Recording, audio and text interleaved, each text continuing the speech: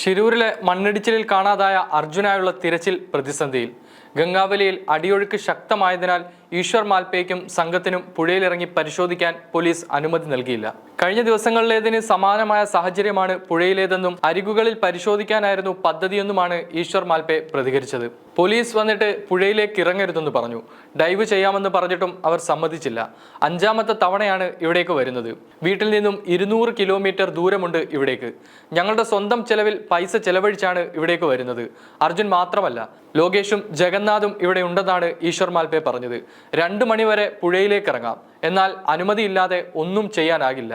അരികുകളിൽ പരിശോധിക്കാമെന്നാണ് വിചാരിക്കുന്നത്. അന്നെങ്ങനെയാണോ അതേ അടിയൊഴുക്കാണ് ഇപ്പോഴും പുഴയിലുള്ളത്.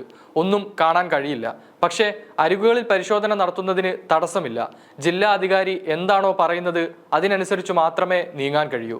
ഇല്ലെങ്കിൽ ഇന്ന് തന്നെ നാട്ടിലേക്ക് മടങ്ങുമെന്നും മാൽപേ കൂട്ടിച്ചേർത്തു. പ്രദേശത്ത് ഇന്നും മഴ പെയ്തുകൊണ്ടിരിക്കുന്നതാണ് തിരച്ചിലിന് വെല്ലുവിളിയാകുന്നത്. അടിയൊഴുക്ക് കുറയുന്ന സാഹചര്യത്തിൽ ഗംഗാവലിയിൽ തിരച്ചിൽ പുനരാരംഭിക്കുമെന്ന് കർണാടക സർക്കാർ അറിയിക്കുകയായിരുന്നു. പുഴയുടെ അടിത്തട്ടിലിറങ്ങി പരിശോധിക്കുന്നത് ലക്ഷ്യം വെച്ചായിരുന്നു ഈശ്വർ മാൽപേ സംഘം ഇന്നെത്തിയത്.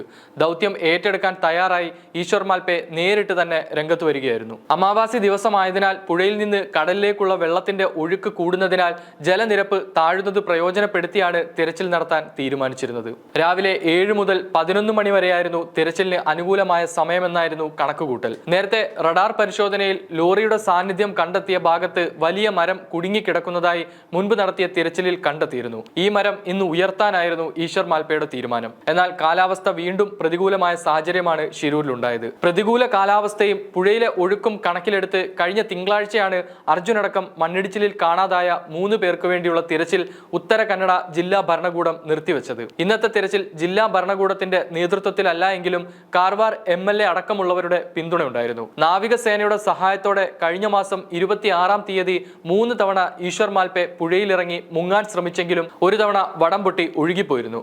അതേസമയം ശിരൂരടക്കമുള്ള തീരദേശ കർണാടകയിലെ മേഖലയിൽ നിലവിൽ ഓറഞ്ച് അലർട്ട് പ്രഖ്യാപിച്ചിരിക്കുകയാണ്.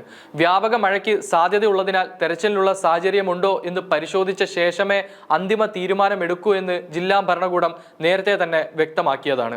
അതേസമയം 14 ദിവസത്തോളം തിരച്ചിൽ നടത്തിയിട്ടും അർജുനെക്കുറിച്ചുള്ള വിവരങ്ങളൊന്നും തന്നെ ഇതുവരെ ലഭിച്ചിട്ടില്ല. കഴിഞ്ഞ ദിവസം മുതൽ ശിരൂർ ദേശീയപാതയിലൂടെ വാഹനങ്ങൾ കടത്തിവിട്ട് ഗതാഗതം ആരംഭിച്ചിരുന്നു.